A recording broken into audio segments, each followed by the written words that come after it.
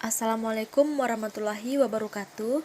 Perkenalkan, nama saya Yuliana Safitri, mahasiswa IKIP Budi Utomo Malang, angkatan 2019, jurusan Bahasa dan Sastra Indonesia.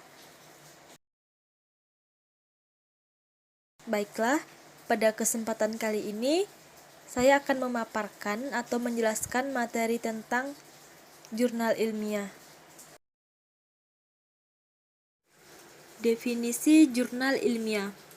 Jurnal ilmiah adalah sebuah publikasi yang diterbitkan secara berkala oleh suatu organisasi, profesi, atau institusi akademik yang memuat artikel-artikel yang merupakan produk pemikiran ilmiah secara empiris atau artikel hasil penelitian, maupun secara logis atau artikel hasil pemikiran dalam bidang ilmu tertentu.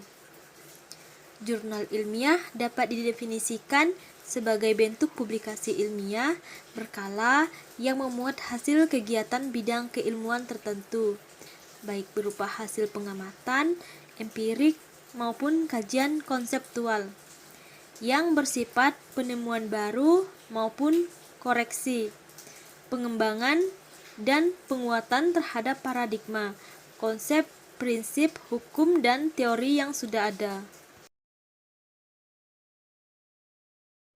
Selanjutnya, ciri-ciri jurnal ilmiah. Yang pertama, jurnal harus memenuhi kaidah keilmuan. Yang kedua, jurnal harus memiliki ISSN.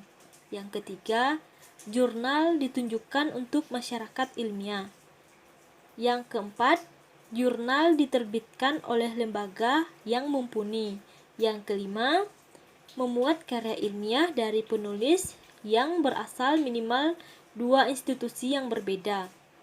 Yang keenam, jurnal memiliki dewan, direksi atau editor.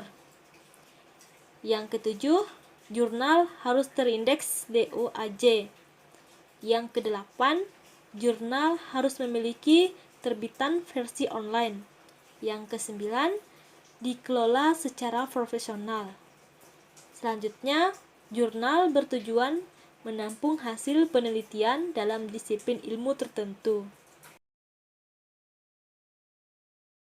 Selanjutnya, sistematika penulisan jurnal ilmiah. Terdiri dari judul, biasanya ditulis singkat dan padat, maksimal 12 kata. Selanjutnya, nama penulis. Nama penulis ditulis tanpa gelar, asal dan alamat lembaga, serta alamat email. Khusus untuk artikel yang ditulis tim, hanya dicantumkan alamat email penulis utama. Selanjutnya, abstrak. Abstrak ditulis dalam bahasa Inggris dan bahasa Indonesia. Abstrak memuat uraian mengenai tujuan penelitian, metode yang digunakan, dan hasil penelitian. Abstrak ditulis secara singkat, padat, dan ditulis dalam satu alinea, maksimal 150 kata. Kata kunci. Kata kunci berisi ide-ide atau konsep dasar yang mewakili bidang yang diteliti. Kata kunci maksimal 5 kata. Selanjutnya, pendahuluan. Bagian ini berisi tentang latar belakang penelitian, permasalahan penelitian atau tujuan penelitian, dan rangkuman kajian teori yang berkaitan dengan masalah yang akan diteliti. Selanjutnya, metode. Bagian ini memuat rancangan atau desain penelitian yang dilakukan. Pada bagian ini paling tidak memuat tentang jenis penelitian, subjek atau objek penelitian, teknik atau instrumen pengumpulan data, dan analisis data. Selanjutnya, hasil dan pembahasan. Ini memuat hasil analisis data, menguji instrumen dan hipotensi, atau jika ada, jawaban pertanyaan penelitian, temuan-temuan dan interferensi temuan-temuan. Selanjutnya, simpulan. Bagian ini menyajikan simpulan hasil penelitian dan jika diperlukan dapat ditambahkan implikasi, keterbatasan, dan saran. Selanjutnya, daftar pustaka.